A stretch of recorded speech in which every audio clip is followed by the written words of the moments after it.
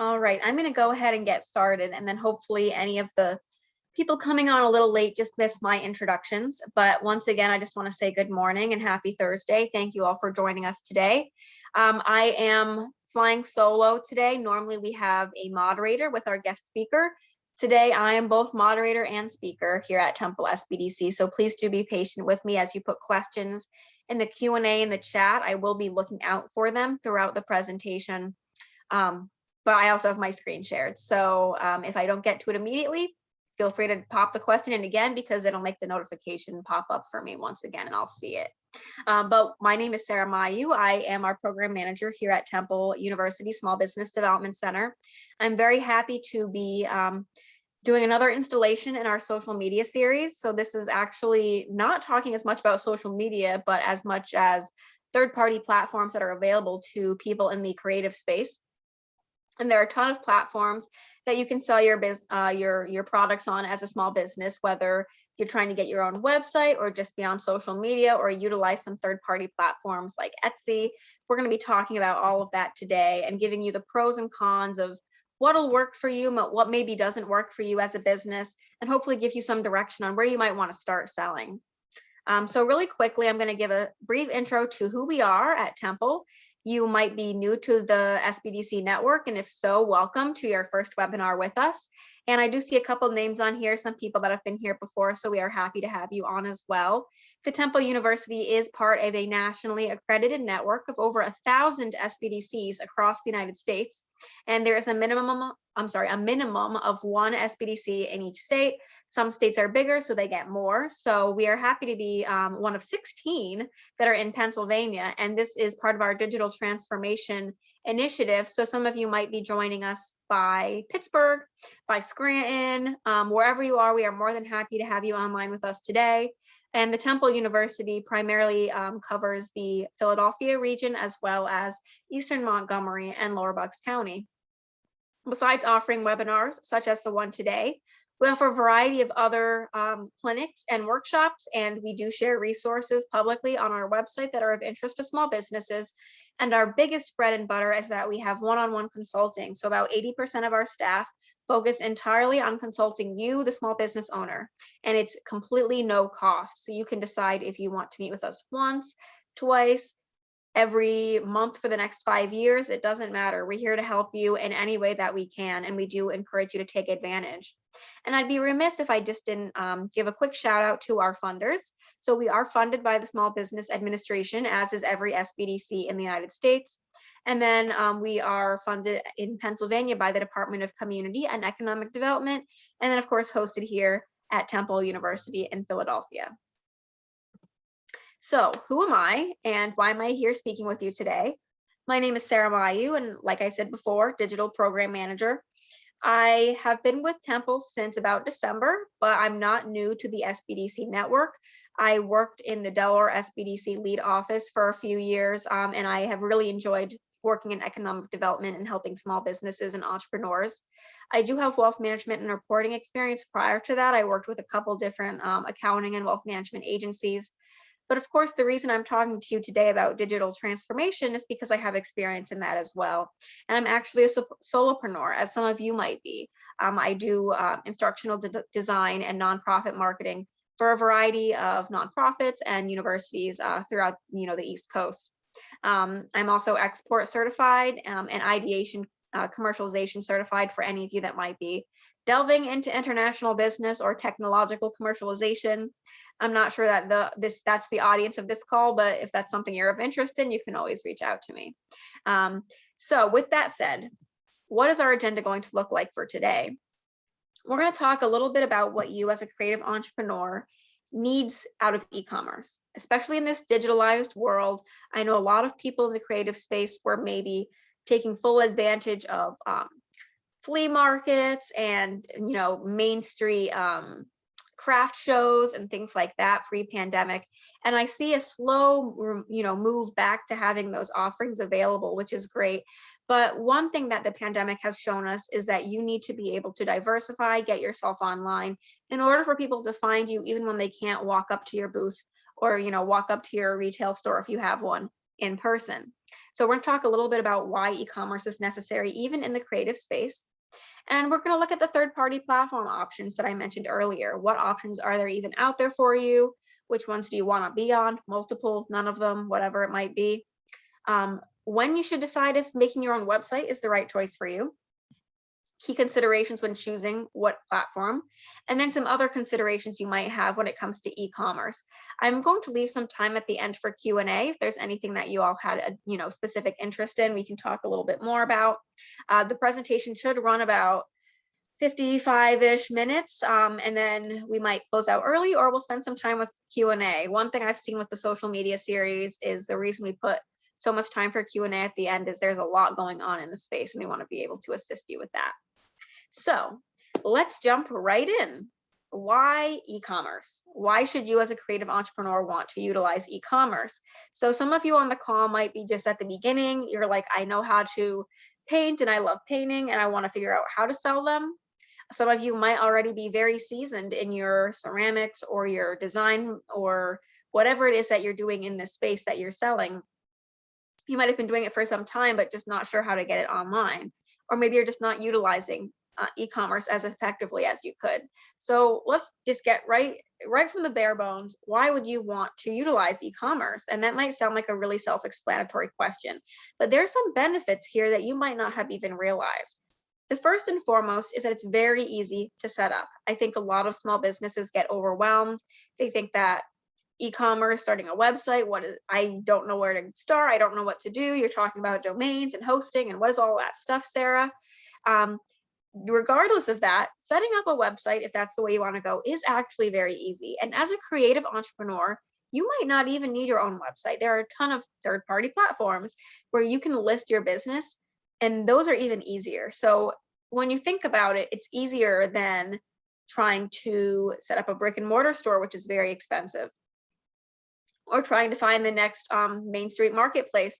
Some of those can be just as difficult. So it's a very easy setup in regards to the reward you will get. Someone did just ask, will we get a copy of this PowerPoint in the recording? And the answer is yes. Thank you, Alice. My apologies. I normally put that right at the beginning, but yes, you will get a copy of the PowerPoint and a link to this recording in a follow-up email within 1 to 2 business days. So thanks for the follow-up, Alice, on that. Another benefit of being online is you have a 24/7 presence. So versus having people need to reach out to you or find you, they can just go online, browse your products, decide if they want it or don't want it, and go from there, versus needing to be during store hours or when you're at a marketplace or wherever it is that you're selling your business. If you're selling your business only word of mouth, I mean, those people still need to contact you and wait for a response. Having a presence online, even if you're selling customized work completely, like you don't have products to put up because you're just doing customizations, having a website where people can check your just verify your credibility, or look at what your options look like, or what the available customizations are, is already a lift, because they know that they can expect something from you. And if it's not what they're interested in, they can move on and not waste their time or waste your time.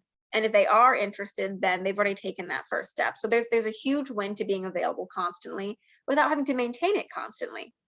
There's a huge business reach. Whether you're someone who wants to ship products or not, if you're thinking, I just want to be local, that's fine. But if you're willing to start shipping products, once you have a website, the possibilities are endless. You can sell your product to someone down the street, or in the next town over, in the next state over, the next country, if you want to dabble in international.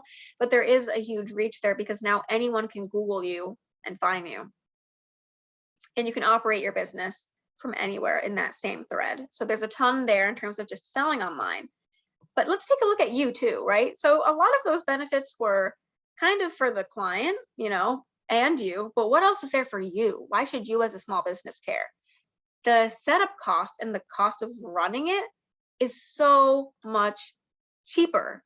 So if we're talking about, and I actually just did a presentation about, an hour ago on marketing on a shoestring. It's all about how to do marketing on a budget.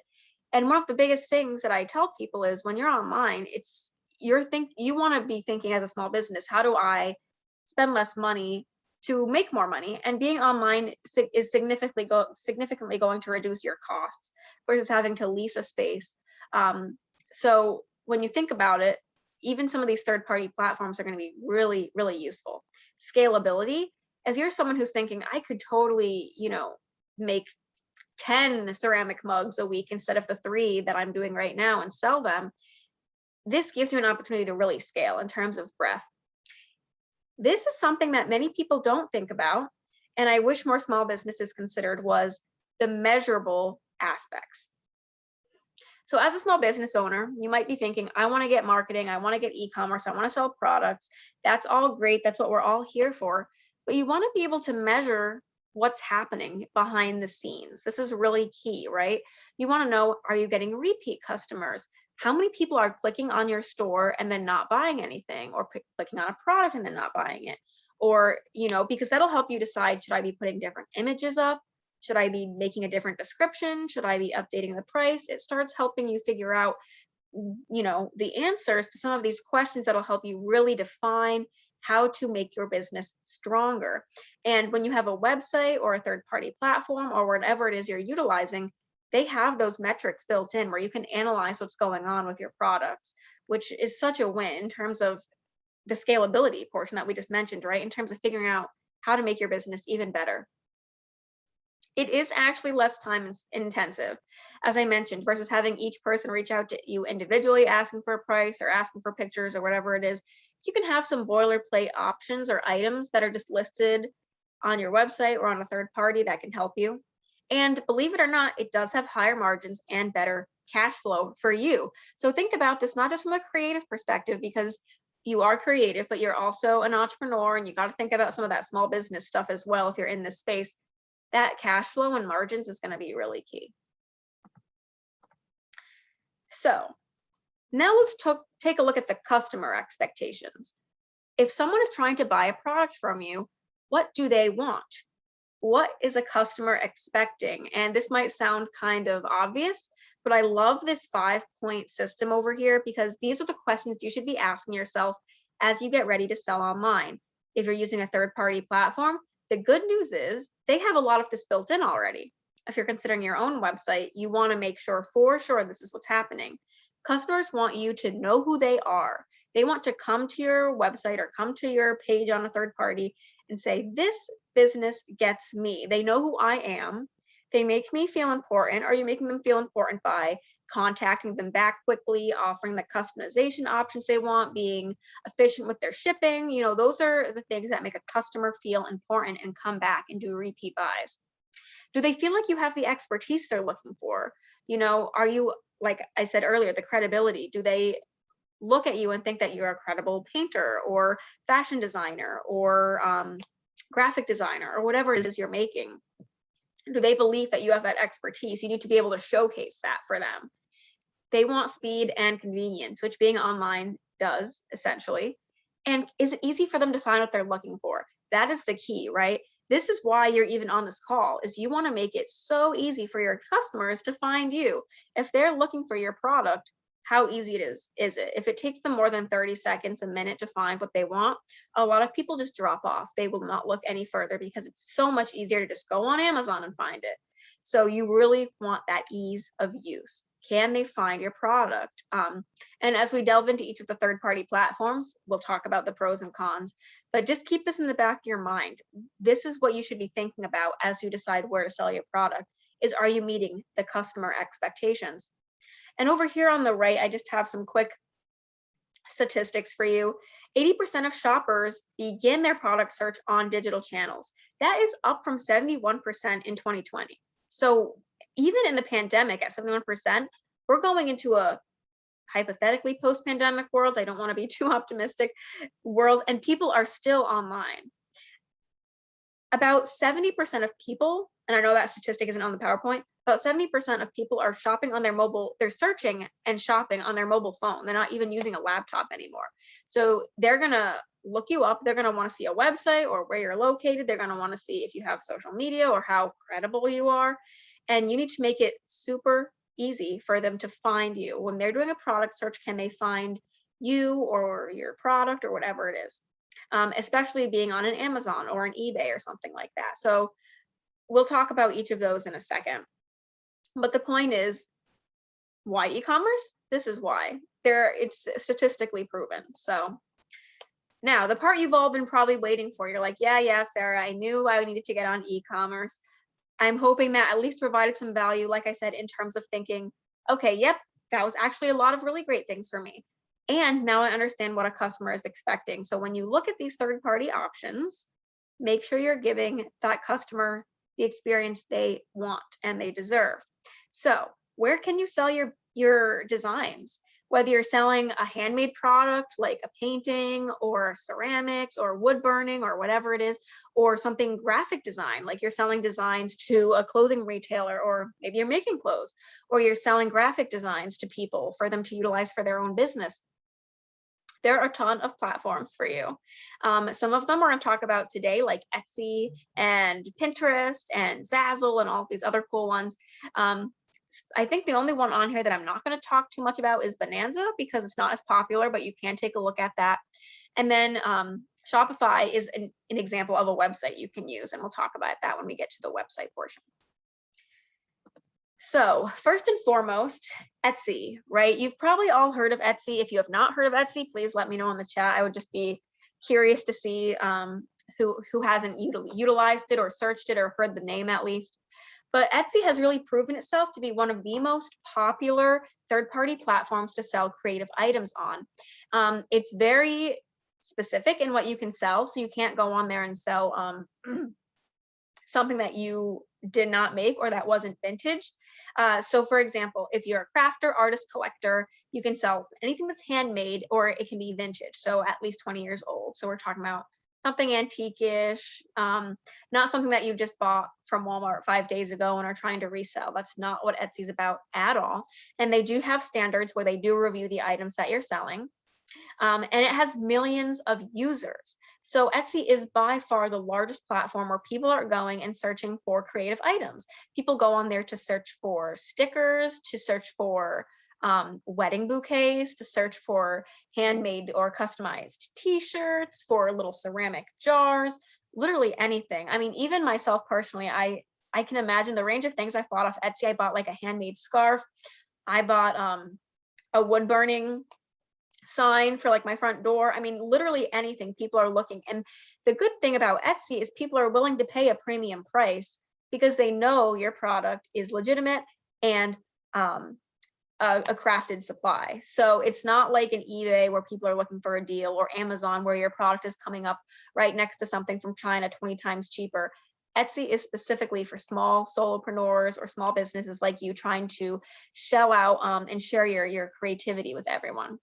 This picture in the right-hand corner is just kind of showing you that it's mobile, right? So one of the things that makes Etsy really convenient for you if you want to sell on there is they already have a website and a mobile app.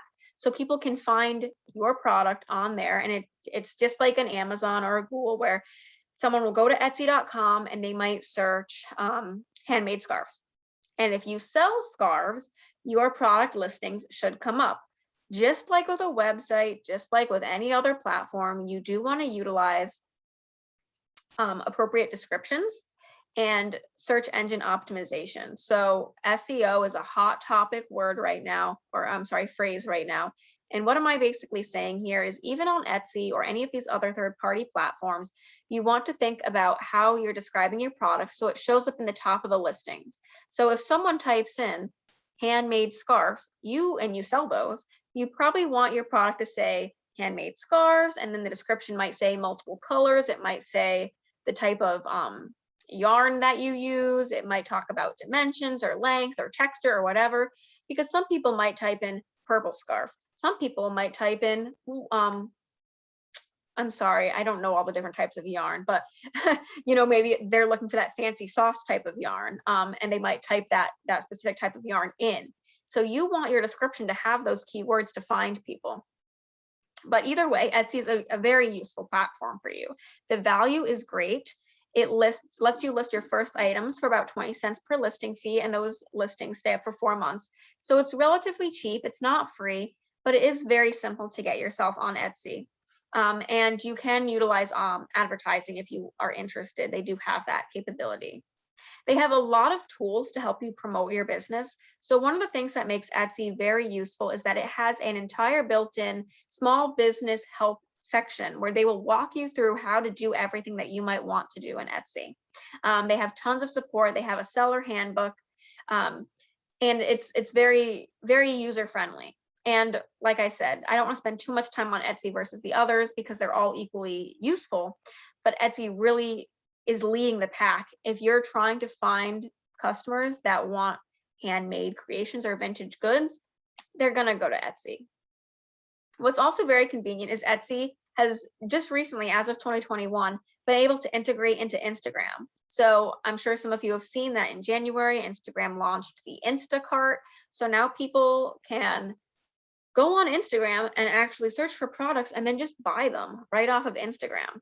And the caveat there is there's no such thing as an Instagram cart per se. It's actually Instagram integrating with your website. And recently, they also have been able to integrate with Etsy. So if you don't have your own website, but you have an Etsy, you can still integrate with the Instacart and be on Instagram and promoting your business. So that's another huge win for people who are on Etsy. Some of the other things you might just want to know in this space is that, and this is just a disclaimer, all of these third parties are going to have some kind of transaction fee.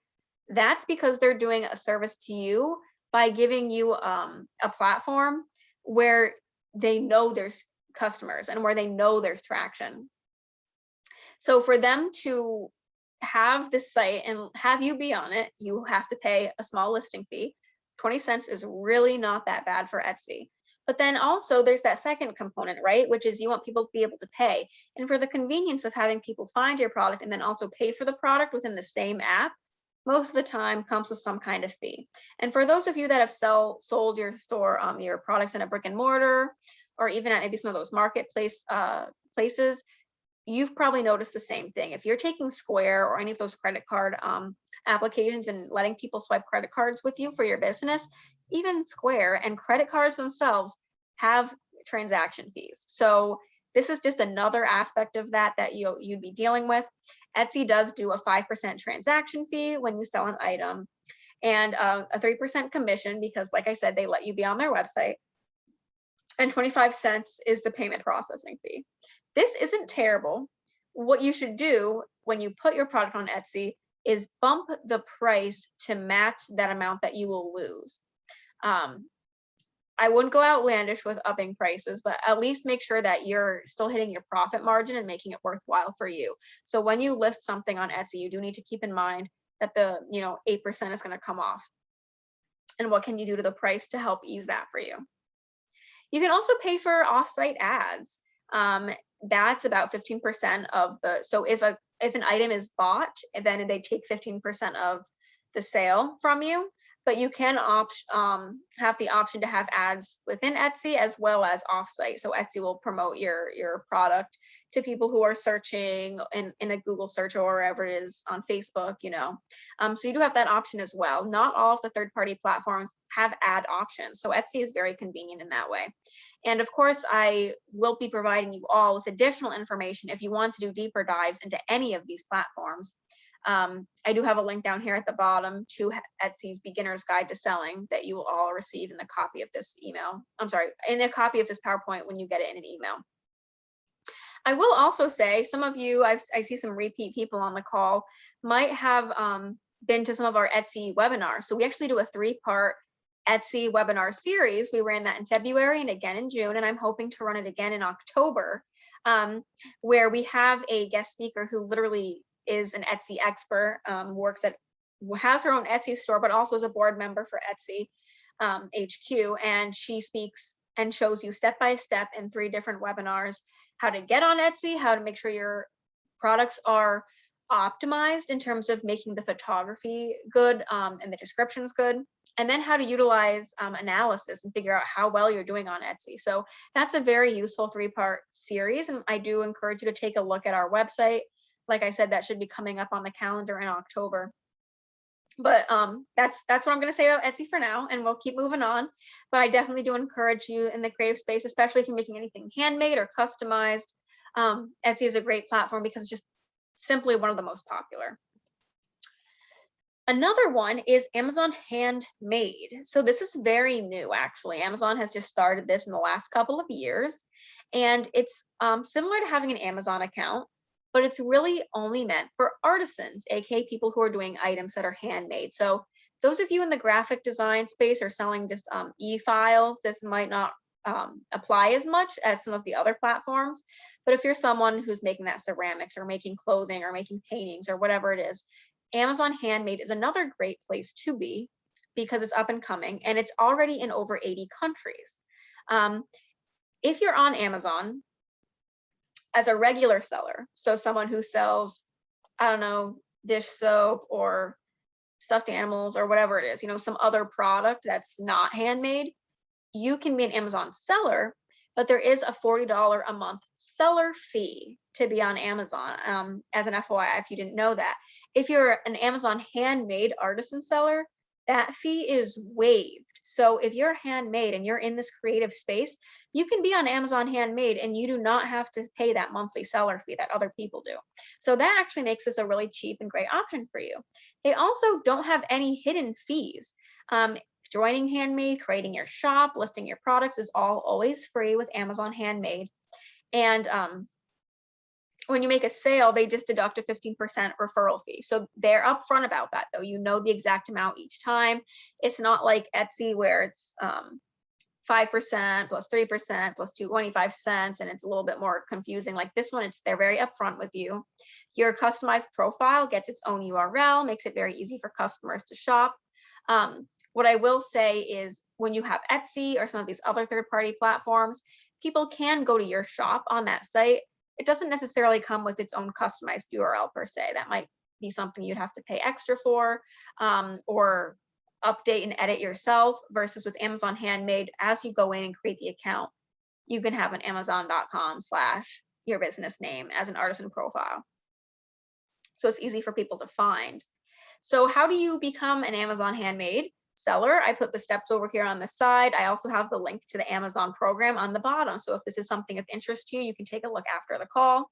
But you would create a central account and complete registration, and you have to apply to become an artisan seller. So Amazon actually takes this very seriously. For you to have that $40 a month seller fee waived, they will review if your account is really handmade products. And if they say, yep, you are handmade, this is great, you have the $40 seller fee waived, and you join the artisan only community. Then you just go ahead and list your products and leverage that program to manage your business account on Amazon Handmade. You don't need to have a website. You don't need to have an Etsy. This is just an entirely third-party platform. If you didn't want to go through the effort of having your own website or anything like that, that you can utilize and pull people from social media accounts too, to an Amazon Handmade. What are the pluses here? The pluses are so many people use Amazon. More people use Amazon than use Etsy. So even though Etsy is the most well-known for handmade items on Amazon, people might go there searching for,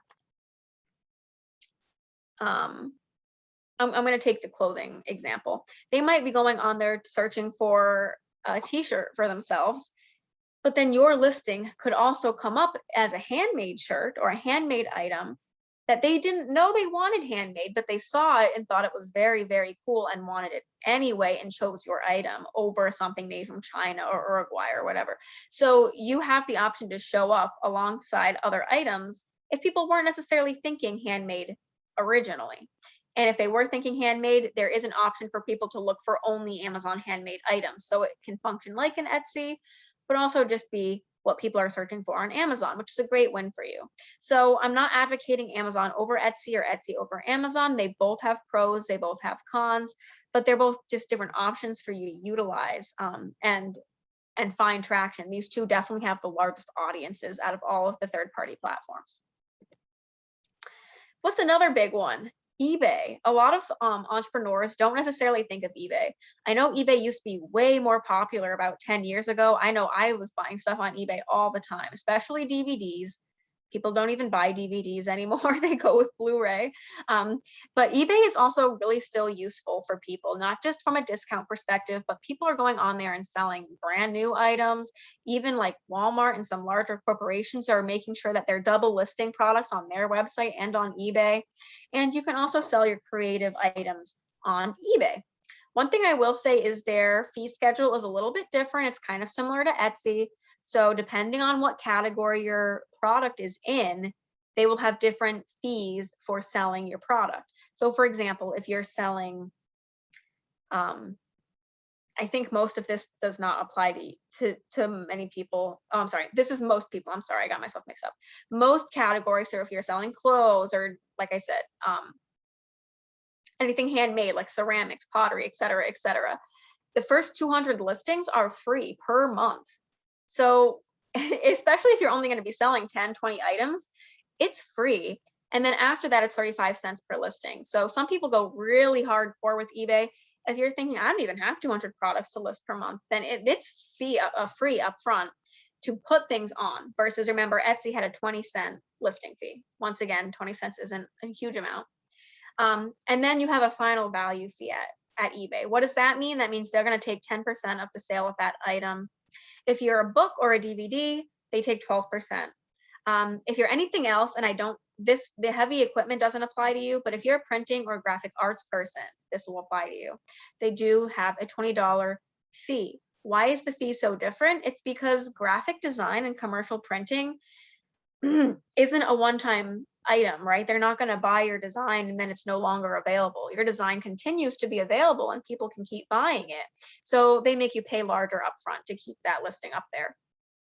But then they take less of the value from you. So then they take 2% of the sale from you.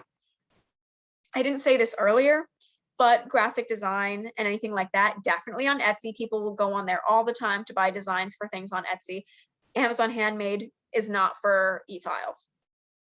Just to clarify, I don't know if I said that earlier, but once again, on eBay, you can sell e-files, and that's just the listing. They will also help you figure out shipping on eBay, which is really convenient. So they don't ship the items for you, but they help you calculate the price to ship a box, and then you're responsible for shipping the item to your client. So being online and doing e-commerce isn't just about people finding you and being able to pay. You also still have to send that item to them. So you want to think about that third-party logistics. Amazon Handmade does help with logistics. Etsy and eBay, you're in charge of shipping the item. They'll help you calculate the price of the package, and then you're responsible for shipping it out. But at least they take care of the payment for you, right? And so that's, oh, sorry, just bit my tongue. That's what happens with eBay. Very similar to Etsy, but people might not be looking for handmade on eBay. So that's just something to think about. But it's free for your first 200 listings. So you might just want to go on there and see if anything sticks. It's completely up to you. I do see someone's hand raised, but you didn't put anything in the chat. Let me see who that was. I can't see. Dana, I feel like every time I see you on here, you're raising your hand. If you have a question, do please put it in the chat. If you want to know the basics of selling on eBay, down here at the bottom, you will all get a copy of this link here that says Selling Basics, how to make sure you're selling on eBay correctly.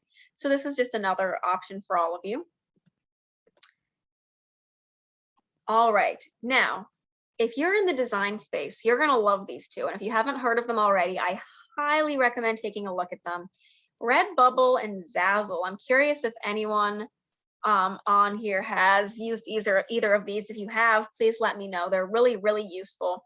Redbubble is relatively new. They were made in 2006. They're actually from Australia, but I think they really started gaining traction, especially in the American market, back in around 2015, 2016, 2017, is where it really started getting a huge hit. And it's very popular among the millennial generation. A lot of people are on Redbubble buying stickers or buying customized t-shirts with literally hamburgers on them, you know, or just funny things, like quirky things that you couldn't find at a Walmart or a Target or anywhere.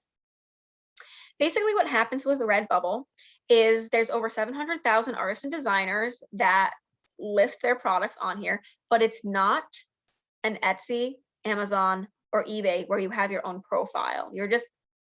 You're opening up all of your designs up and they're just getting listed on here. But you upload your art and designs for them to be printed. So this is different from selling a ceramic or a painting or a piece of clothing or any of that. This is specifically for people who are selling designs. Now, you might be a painter or the fashion designer or whatever it is you're doing and say, you know what, I could also just, instead of painting that item, like make it on the computer and make it a design. Yeah, you could. So you're diversifying yourself as well. Because when you put a graphic design on Redbubble, basically what happens is you will upload your designs. If someone wants to buy it, let me back up. Redbubble will basically retrofit your design to the options they have. So they sell stickers, mugs, shirts, maybe about 20 to 30 other items like canvas prints or calendars or whatever it is. They have pre-made products. So it's not like you can come up with a brand new product, but they have products at Redbubble that they make, and they will print your design onto these items for people. So people could find your design and they could say, oh my gosh, I love that design and I want it on that t-shirt. The artist then gets paid for their design being used, and then Redbubble makes the product and ships it to the client.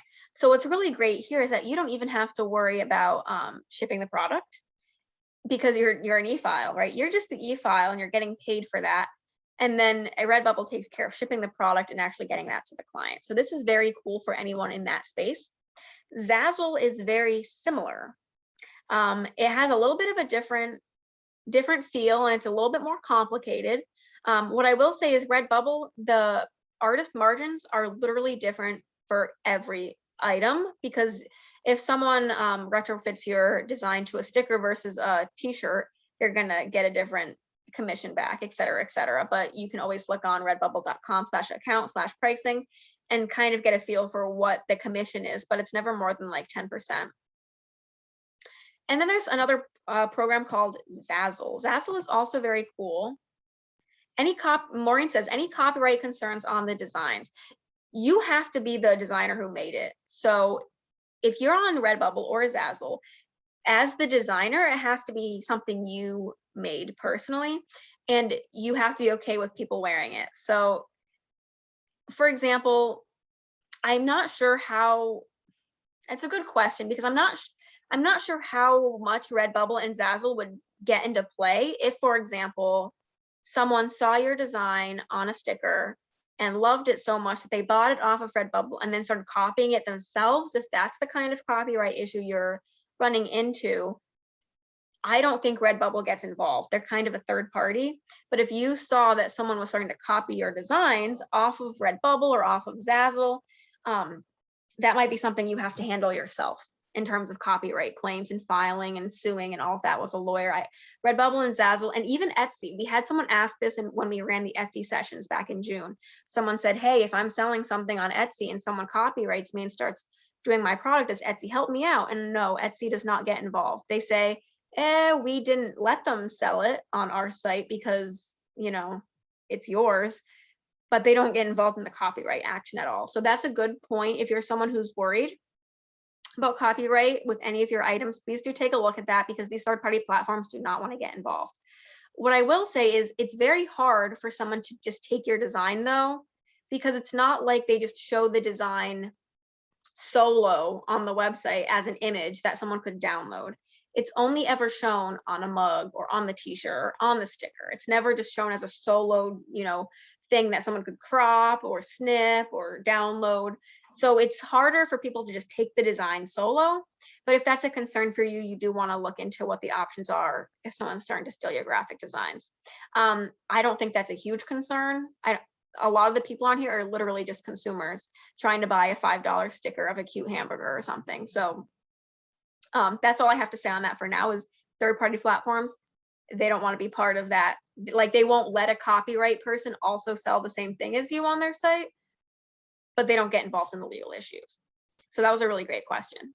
If you're in Zazzle now, so Zazzle is kind of similar to Redbubble, but a little different. So Redbubble, like I said, they sell 20 to 30 different products like mugs or t-shirts or things like that, but they don't do as much in the creative space as Zazzle does in terms of paper products. So Redbubble is very much And I'm not going to count stickers as a paper product. Redbubble is very much like stickers and fun things for you to use and put cute designs on.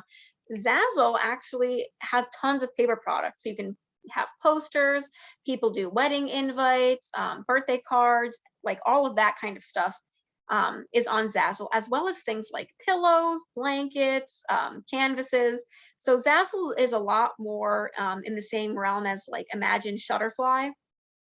If any of you have heard of a Shutterfly, or what's another one that's very popular? There's another one that's similar to Shutterfly. The difference is Shutterfly and those other options that let you, take your image and stick it on a pillow or whatever is a corporation that's just using like user uploaded images.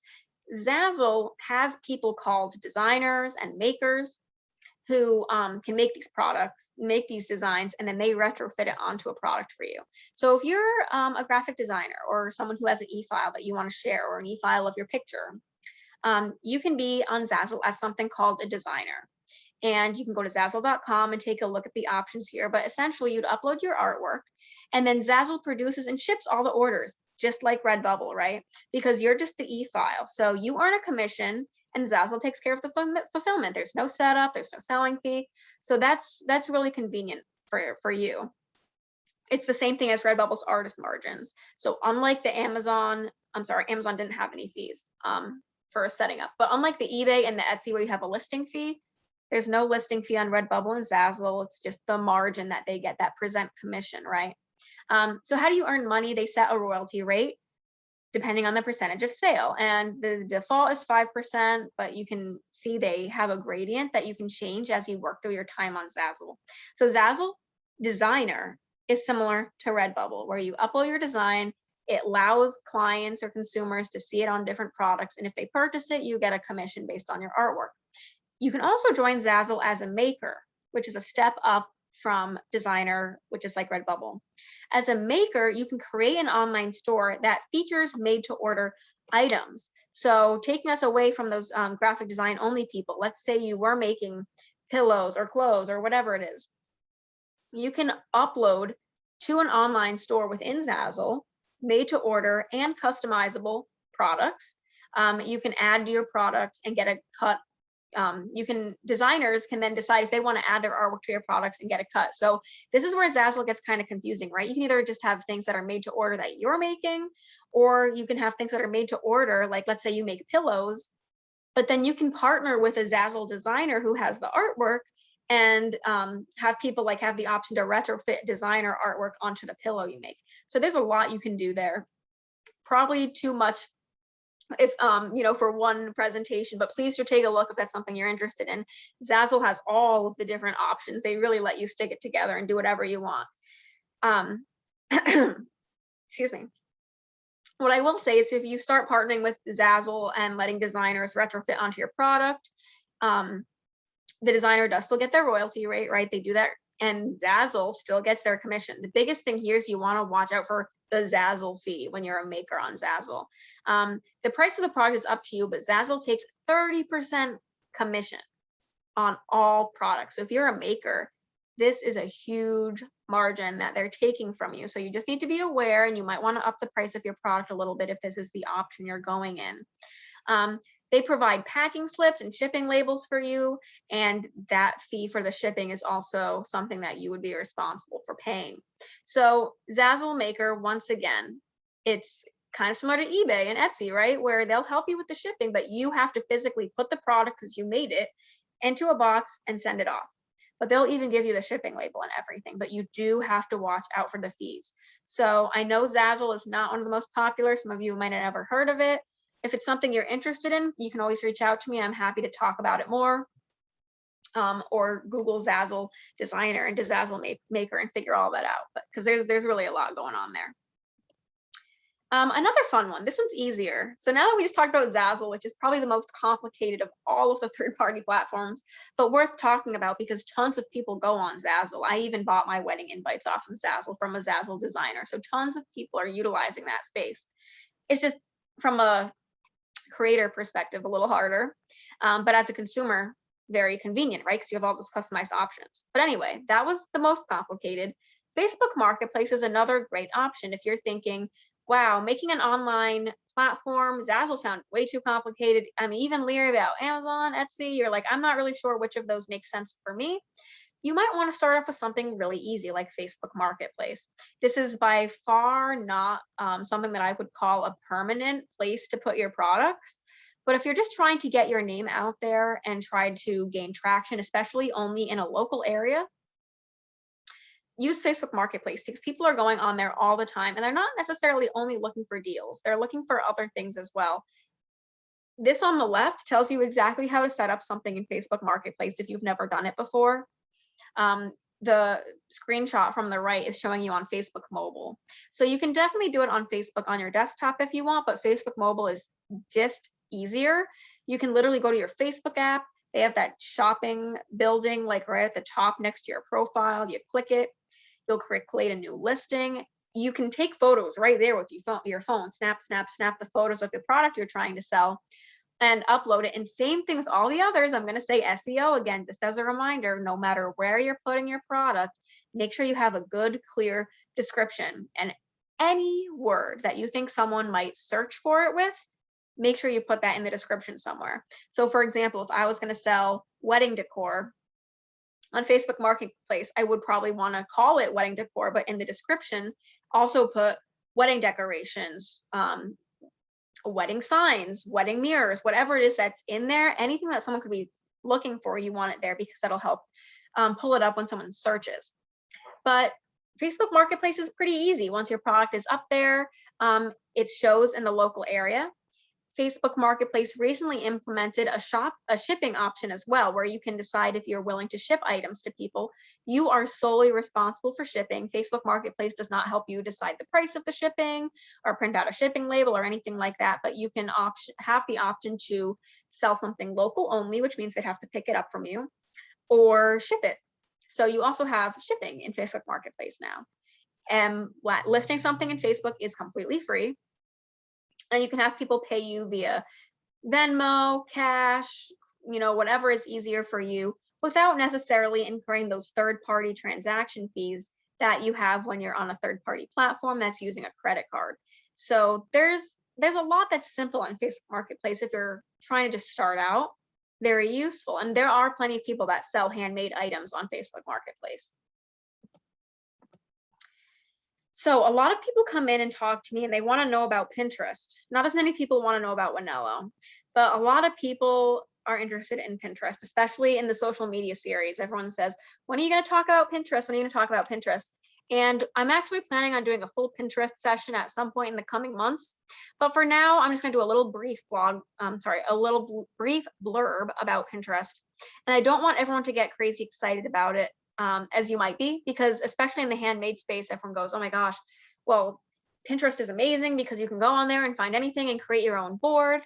And you're right. From a consumer perspective, Pinterest is really, really cool. It does something that none of the other social media platforms does, which lets you search for items, and then it pulls up cool images or cool articles or items that you could buy all together in like a curated canvas style.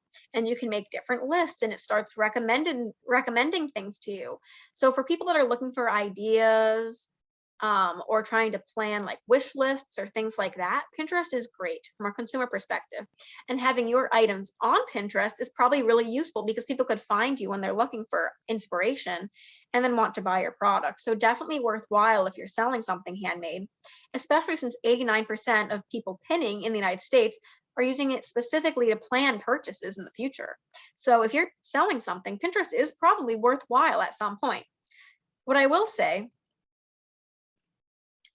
is that, here's just another couple more statistics if you were interested. Nearly half of the users are logging on just to shop. So like I said, you can find just images and articles and how-to docs and other things on there as well. So I will say it's not like the other third-party platforms where it's solely a shopping platform. People can find other random things on here, but a lot of people are on there looking to shop. And there's 150 million potential new customers buying your products because that's how many people are on Pinterest. So there's a lot of traction here. But what do you need to be on Pinterest? Well, you're going to need a business account first and foremost, which isn't that crazy. If you already use Pinterest, maybe some of you do, some of you don't. But if you already use Pinterest, you will need to make a separate business account. It can't be on your personal Pinterest. You're going to want to pin and tag all your posts. Once again, SEO. And you're going to want users to help generate that content. What am I talking about here? If any of you have never used Pinterest, let me know. Or if you have, I'm just curious to see what we've got going on in the room. But what happens here is in Pinterest, you don't necessarily make a shop, right? You get to make posts. Imagine like a Facebook post or an Instagram post where you get to make a pin essentially and say, here's a pin to my product, put pictures of your product, and then you can tag it with, once again, tags are what is going to get your product to show up. That's the search engine optimization. So you want to tag it with anything that's related to it. And once you do that, it shows up as a post that people can go through and decide if they want to pin to their board or not. What's user-generated content? The more people that pin your product post to their boards, the more times that your post is going to show up essentially. So the users are generating content for you by enjoying your post and finding it and reposting it or whatever it is they're doing. So Pinterest can really work its magic. The biggest issue right now that I'm going to say with Pinterest is it needs to link to a website. And if anyone needs clarification on this, let me know. But it's not a third-party platform where people pay. You can't go on Pinterest and pay for items and check out. It's not like Etsy. It's not like eBay. It's a scrolling board of images. So if someone likes the picture of your clothes, they can pin it, but then they need it. If they want to buy it, it has to link somewhere. Either has to link to your website or link to an Etsy or a link to your Amazon Handmade URL, but it has to link somewhere because you cannot buy in Pinterest. So that's the biggest misconception I think here. Cynthia said, I use Pinterest all the time to view similar products to mine for inspiration and see what's popular. Yes, that's a perfect way to use Pinterest, Cynthia. Thank you for sharing. Yeah, so Pinterest is really great also to scope out your competition or see what's popular with each age group. There's a lot going on Pinterest. But as far as selling your product, I just need you to be aware that you cannot sell on Pinterest. You can have people find you on Pinterest, but then it has to link them somewhere, to your website to pay, to Etsy to pay, somewhere else. So it's not necessarily a third-party paying platform. It's just a third-party platform for people to find you. Wanello is very similar. There are tons of people on Wanello as well. It launched in 2012. So I think it's a little bit smaller. It has a smaller audience, but it's also very popular. And it basically markets itself as a mall on your phone. Wanello stands for want, need, love. So it's kind of similar to Pinterest, right? Where it basically gives you a bunch of scrolling images and then you can like them if you like the products. The difference is Wanello is just a mall. So it's literally just stores. It's not Pinterest, where you also have articles and just cute inspirational quotes and other things happening. Wanello is entirely just stores. So people are just randomly searching for cute items that they like, and your products could be on there. It's very popular in the millennial and Gen Z, especially because I think older generations just haven't heard of it as much, but it's a very good place to be if you like Pinterest, but you want people to be able to really just be there for shopping purposes. It has a bunch of stuff. It's mostly known for clothing and home furnishing and, handmade items. It's very, very useful for that. And there are two ways you can sell on Wanello. You can either sell on Wanello or list on Wanello, essentially. What does that mean? You can sell on Wanello, which means people can check out on Wanello. So it acts like an Etsy. It acts like an Amazon where people can check out. It does not forward to your own personal website. And they're basically taking a 10% commission fee though, because they want you to, pay for the convenience of having your customers pay on their own website. So you can just sell directly on Wanello, which you can't do on Pinterest, but you will pay a 10% commission fee. Or you can list on Wanello, which means you can connect through to your Shopify website. As of two-ish years ago, you could only connect with Shopify. They might have opened it up to other websites like WordPress. I'm not entirely sure. You would want to take a look at that. But I know they have a specific partnership with Shopify, which is why it was only for Shopify websites at first. But if you connect with Shopify, if you have a Shopify website, it's very similar to Pinterest, where someone will like the image and maybe they want to buy it. They can click like buy now, and then instead of taking it to the Wanello cart, it links them off to your Shopify website, same thing externally for them to pay. And then you don't have the 10% commission fee. So Wanello is very convenient that it has both options for you. So I just wanted to talk about these two a little bit because I know there's some confusion around what Pinterest is in terms of a selling platform, but it is super useful. And same thing, Cynthia, if you're on Pinterest looking for inspiration, go to Wanello too. It's free to just go to wanello.com, see what people are liking, especially in different topic areas, because Gen Z especially, it's really coming up. Wanello is very popular. All right, I haven't seen any questions yet coming in the Q&A, so I hope everyone is feeling like they're understanding what's going on with these platforms. I'm going to really briefly just say, what now? If you didn't like the third-party platforms, or you're like, those were not right for me, or you're trying to figure out if owning your own website is right for you, I'm just going to really briefly say, how do you know if you're ready to make your own website? This isn't to pressure anyone into making it, because there are tons of people that literally are fine just on Etsy or on Amazon. The woman who we hired to do the Etsy webinar series doesn't have a personal website for her business. She literally just is on Etsy, and she does very well because you don't need to have both necessarily. Some people do, some people don't. And it really depends on the products you're making. But what if you're like, I saw all those third-party platforms. I'm not sure if I love the fees, or I'm not sure if I want to do this, but I might want to make my own website. Well, I'm just going to talk to you really quickly about what that might look like, and you can either say yay or nay. It's completely fine, but this is just to give you some ideas. If you're going to make your own website, the first thing you need to do is choose the right domain name. Some of you might be saying, what is a domain name? A domain name is your URL, right? www.sarah's cupcakes or www.shelly's shoes, or whatever it is. I like alliteration.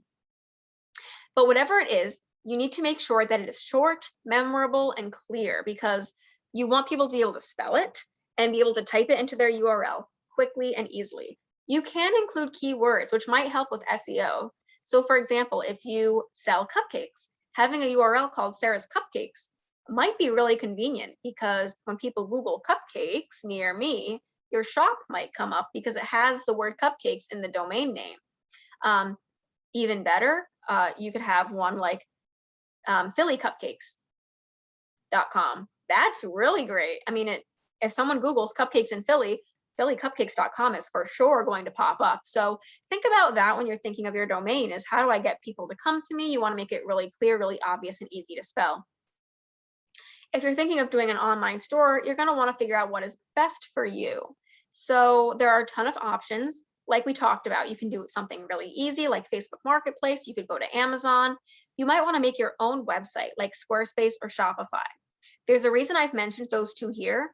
You can do Wix, you can do WordPress. There are a ton of other websites, but Squarespace and Shopify were made specifically as an easy to use way to make an e-commerce website, not just a website, an e-commerce website. So you can make Wix or WordPress sites that don't have any paid option for people to pay. You can just have a standalone website, which many people do. But if you want people to do e-commerce, you can do that on Wix and WordPress, but you will have to pay. Or you can go to Squarespace and Shopify, which are also paid websites, but they are made specifically to help people that aren't website savvy build a site that is e-commerce friendly. So you might want to take a look at that, decide how you want to add your products. They have the checkout built in. And you're going to want a home, about us, contact us, any policies like return policies, shipping policies. That's all really key. And honestly, when you are on Etsy or Amazon or any of these others, I also encourage you to think about your contact us and your policies and everything like that. That's going to be really important. So key platform considerations if you were thinking about doing a website or third party. How do you know which one? What's the best for you? Well, what interests you? Choose what products you want to sell online. As a creative, you probably could create so many different things. So you really want to think about what is the first thing you want to sell, or first couple of items you want to sell. Where do you want to start? You want to start with something broad and then narrow it down? Are you going to need a supplier? Or, like, for example, if you make wood burned like quotes, where are you getting your wood from? That would be a supplier. I know supplier makes it sound fancier than that, but it's basically like, where are you getting your materials from? Can you forecast what your demand might look like? If you go online, are you going to all of a sudden have 500 orders, and how are you going to fill them all? What's convenient about having your own website or like an Etsy? So if the other websites, they allow you to quote unquote close down when your orders are full. So you can say we're done for the month, or, shipping times will be delayed because we have so much demand. You can write that in, but be clear and remember to write that in if you run into a situation like that, so that customers have that experience we talked about at the beginning. They want to be convenient. They want to be easy. So if you're not going to be quick because you are overloaded with orders or shipping is going to take longer, you need to be upfront. Most people, especially in the handmade space, are fine with it because they want the handmade. They're going to be like, that's whatever, take 6 weeks, I'm good. Not everyone, but some people will literally say that because they want your handmade item. But if you say it's going to be 2 weeks and then it is 6 weeks, that same person could be upset because you didn't make the expectation up front. So just be clear about those kinds of things and think about that when you're choosing what platform you want to be on. You're going to want product pictures. You might want video demonstrations of how the product works, or like a walk around of it, or someone wearing it, whatever it is. Video content is huge and highly popular right now. So I encourage you to make sure your pictures are very nice and clean, that show the product, that show the good coloration. I've talked about descriptions enough times to drive it in, right? Make sure those descriptions have every keyword someone could be thinking of. And customer testimonials always help because people love that organic content. All right, let me see. I see some stuff in the chat.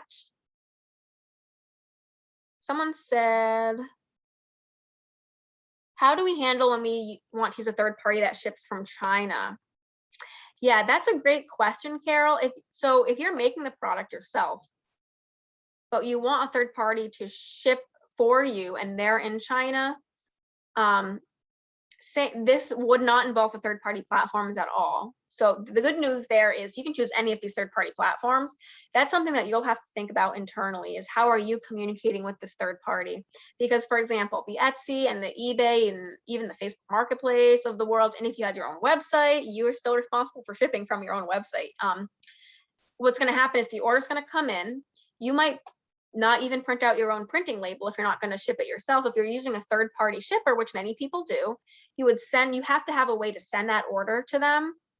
And they are responsible for all of that logistics. If you're hiring a professional company, they already know how to handle all of that logistics. They'll get the packaging, they'll ship it, they'll give you the tracking number and all of that stuff. But if you want to talk more about that offline, do let me know. If there was something specific about it being from China versus national or something, I want to make sure I answer your question, but that's just some of the considerations that I'm thinking of up front. Someone said she has a website through Etsy as well as the Etsy shop. Yeah, so you can connect Etsy with your website. She did let everyone know it does cost $13 a month. Someone said, how do you feel about listing your products on some of these platforms and referring the customer back to you? How do you feel about listing your products? Okay, yeah, Carol, let's talk afterwards because I think where are we at? We're about 12:05 and I want to make sure we get everyone's questions as well. So how do you feel about listing your products on some of those platforms and referring the customer back to you? Teresa, if I'm understanding your question correctly, you're asking, should we put things on a third-party platform and then refer them back to our website? If that's what you mean, then I recommend that. A lot of people do that. You like someone just put in the chat, you could do that with like an Etsy where you match your Etsy up to your website. But some of these like Pinterest, Wanello, probably not Facebook Marketplace, but Pinterest, Wanello, what are some of the other ones we talked about? You could definitely just link it back to your website. Redbubble and Zazzle, not as much, because you're literally entering a partnership with those companies to sell your designs. But even with, like I said, the Etsy or Amazon, some people have things go back to, from Amazon to your website, but Amazon's logistics are so clean that most people don't want to do that. But there are plenty of these sites, and also linking from your social media. I encourage you to have social media, Facebook, Instagram, Twitter, whatever it is, and link back to your website as well. So I definitely recommend that. And if I was going to pick, definitely Pinterest and Wanello, get on there and link them back to your website. That's important. And if any of you were on our search engine optimization workshop that we did on Monday, we talked about something called backlinks. And backlinks basically improve your search engine optimization. It's when a link from somewhere else links to your website. So the more places that your product is listed and it's pulling back to your website, the more your business website will actually show up on Google. So that's a huge win.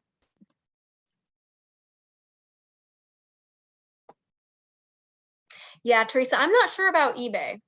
I'm not sure because eBay has the payment built right in. I don't think they'll let you link off to your own website. But that's not to say that in the description or in the thank you emails to the client, if they purchased or whatever it is, you can't then say, check out our website at, so there's always some other ways you can try getting it in there as well. But that was definitely a good question. So where was I? Key platform considerations. This is what you want to think about in terms of what products are you selling and where, right? So, we had some good questions about the where aspect. And then making sure that your pictures and your descriptions are good enough to get people to care. You don't want blurry images. You don't want images with bad lighting. You don't want images where there's random stuff in the background. And I could do an entire hour-long webinar on photography. And for any of you interested, the Etsy woman who will be doing presentations in October does an entire session on photography. So please do look out for that if that's something you're interested in, to make sure that your products are eye-catching. That's the biggest thing. And if you're doing anything with e-commerce, just as an FYI to everyone here, whether you're doing your website or you're utilizing Etsy or you're utilizing eBay or whatever it is, you want to think about these two big things. This is what we would call the logistics portion of being a business that sells online. There's two big things, right? Besides making the product as the creative, there are two things that you need to have happen. You need to receive payment and you need to ship the product to someone. So you can either, when you receive payments, I encourage you to please have a business bank account if you don't already. Please do, especially if you're a solopreneur, you might not have one yet. But if you're someone in business and you have an LLC or you've been in business for a couple of years, you probably already do have one. But just as a reminder, you want to keep everything that is business for your money for your business separated from money for you personally. You want two separate accounts. So it's really clear when tax time comes. It's really obvious what your profit and loss were. You don't want to get money messed up. So especially if you're going to get on Etsy or get on eBay or any of these places, when they ask you to input your bank account information for when they send the money to you, put your business bank account. You can also utilize like a merchant account, similar concept there. You want to think about your payment processor. So a lot of these sites I showed you have the payment processor built in. So they did take some commission from you, but that's because they're helping you get a payment processor. If you're just on your own website or somewhere else, you have to pick what you want your payment processor to be, and some of them have fees. You can have people pay you via PayPal, maybe. You can use Square. Square has fees because it allows you to take credit cards. Same thing with Stripe. You can utilize Venmo and Cash App and Acuity. These are brand new. Like, these are apps that especially people in the younger generations are using to pay each other. And you can use that for your business as well, as long as you have it linked to a business bank account. And don't underestimate Apple Pay, Google Pay, Amazon Pay. Those are all becoming very popular. So it's probably worth considering what platforms let you pay like that. Some platforms do, some don't. And if you're using your own website, you probably don't take those yet. And then how are you shipping? So if you're doing a digital download, online delivery, that is so easy, actually the easiest. So if you're one of those people in the e-file place, that is the easiest way to ship. It's over internet. You can offer your own delivery. So for example, Etsy, eBay, all of those are going to have you do your own delivery, whether you're paying for a shipping carrier like FedEx, UPS, USPS, and you would pay for that, or you can literally drive it yourself. If you're local, you can decide if that's how you want to do it, or hire someone to do delivery. Some people do that. Or do you want to go through a third party? Third parties like Amazon. So like I said, if you're on Amazon Handmade, you would ship your product to Amazon and then, or products like in bulk to Amazon. And then when someone selects the item, Amazon ships it out for you. That would be a third party. Same thing that like Uber Eats or DoorDash does if you were in the food space at all. But DoorDash, you know, is not just food. I mean, there are some products like GoPuff that just that they bring products. But anyway, the point is you can utilize a third party like that. It sounds like someone on the call said they're using a third party from China. So you can engage a third party provider. That's a supply chain logistics company. There are tons of companies that literally just help small businesses by getting into a contract with you and shipping products for you. So you would ship the product, give the product to them, and they'd ship it out and take care of the insurance in case it got lost. Take care of getting the shipping label. They would give you back the tracking number so that you can give to the client. So it really depends on if that's the way you want to go and how many clients you're products you're selling, right? Because you might get to a point where you're selling so many products you need a third party to help you.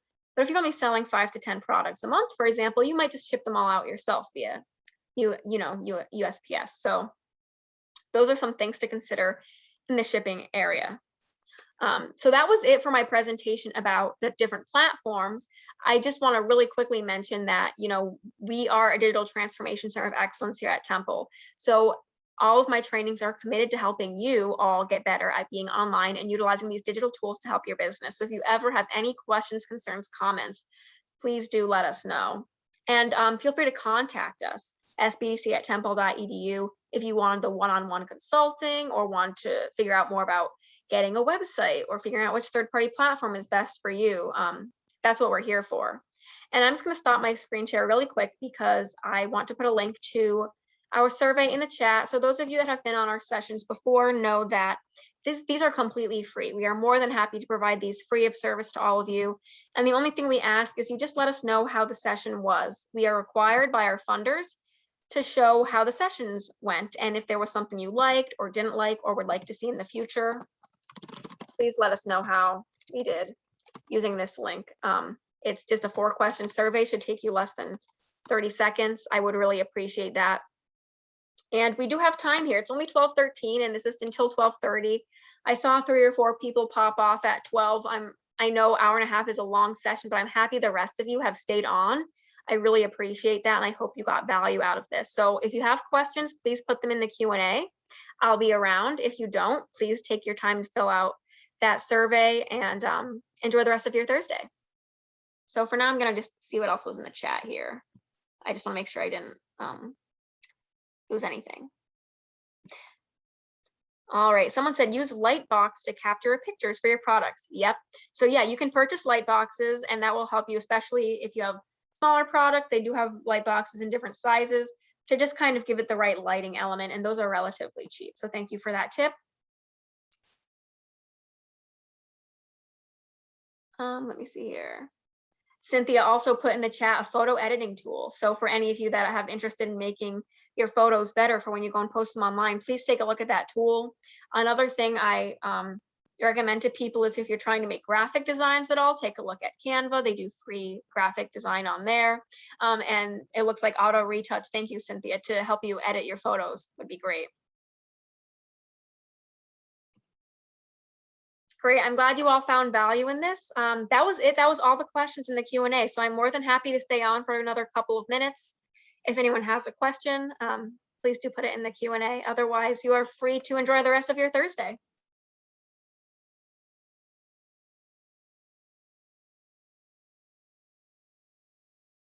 Great, thanks everyone.